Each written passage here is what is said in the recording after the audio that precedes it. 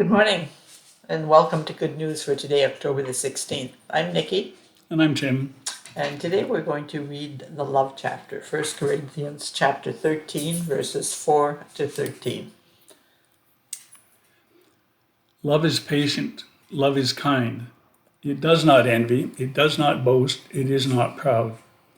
It does not dishonor others. It is not self-seeking. It is not easily angered. It keeps no record of wrongs.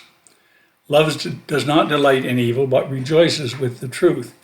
It always protects, always trusts, always hopes, always perseveres. Love never fails. But where there are prophecies, they will cease. Where there are tongues, they will be stilled. Where there is knowledge, it will pass away. For we know in part, and we prophesy in part. But when completeness comes, what is in part disappears. When I was a child, I talked like a child. I thought like a child. I reasoned like a child. When I became a man, I put the ways of childhood behind me. For now we see only a reflection as in a mirror. Then we shall see face to face. Now I know in part, then I shall know fully, even as I am fully known.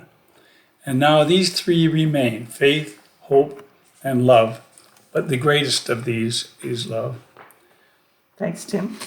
I was excited when I saw that the verses I could choose for today was 1 Corinthians chapter 13. Early 80s, maybe even in the late 70s, I was doing my first Bible study that I'd ever done, and I was asked to do the devotional.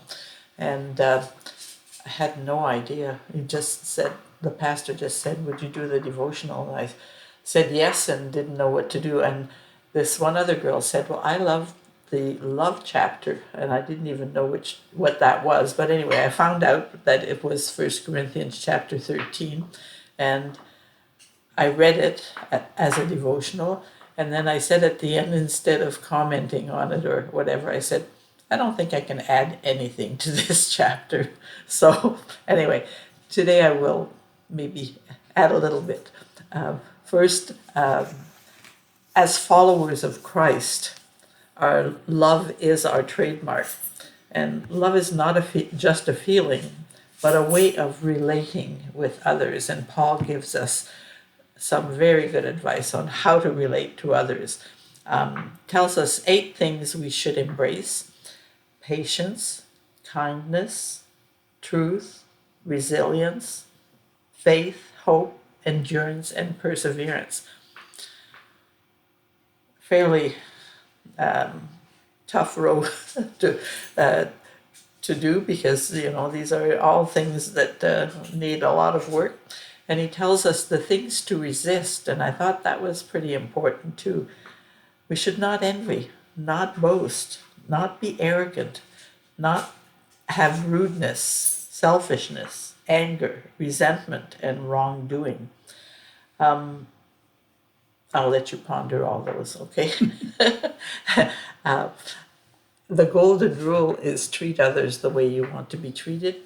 I came across this other one, which was the platinum rule. And it says, treat others the way they want to be treated, not the way you want to be treated, but the way they want to be treated. And that reminded me of the 5 love languages. There's a book on that, very good book. And when you think about it, the love languages, for some people, they want to be shown love by physical touch. Others, quality time, gifts, acts of service, words of affirmation. I want all of those, Tim. Well, And especially hugs. yeah. 1 John 4:18, there is no fear in love, but perfect love drives out fear. Ultimately, we love because God first loved us, and God loves us, and for that reason, we should also love ourselves. We should love others, community, country. Where there is love, God is. That's where you can find God, where there is love.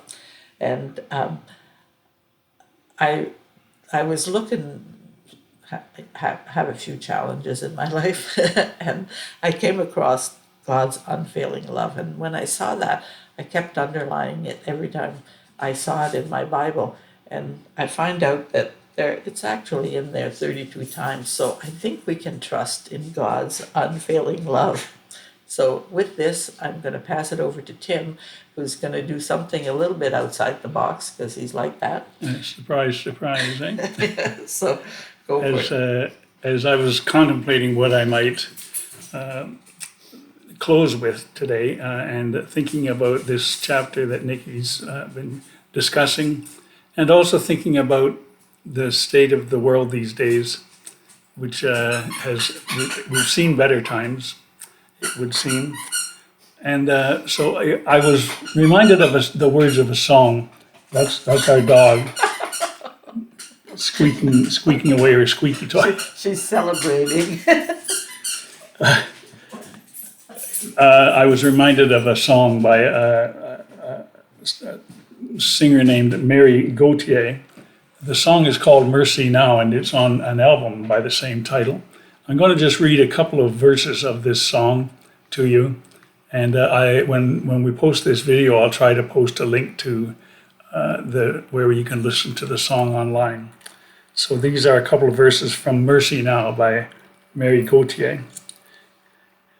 My church and my country could use a little mercy now. As they sink into a poison pit, it's going to take forever to climb out. They carry the weight of the faithful who follow them down. I love my church and country. They could use some mercy now. Every living thing could use a little mercy now. Only the hand of grace can end the race towards another mushroom cloud. People in power, they'll do anything to keep their crown. I love life, and life itself could use some mercy now. Something to ponder for the day, along with all of the good things about love, and love is from God. So I wish you well today, and we'll hope to see you next time our turn comes around for good news. Bye now. Thanks for joining us. Indeed.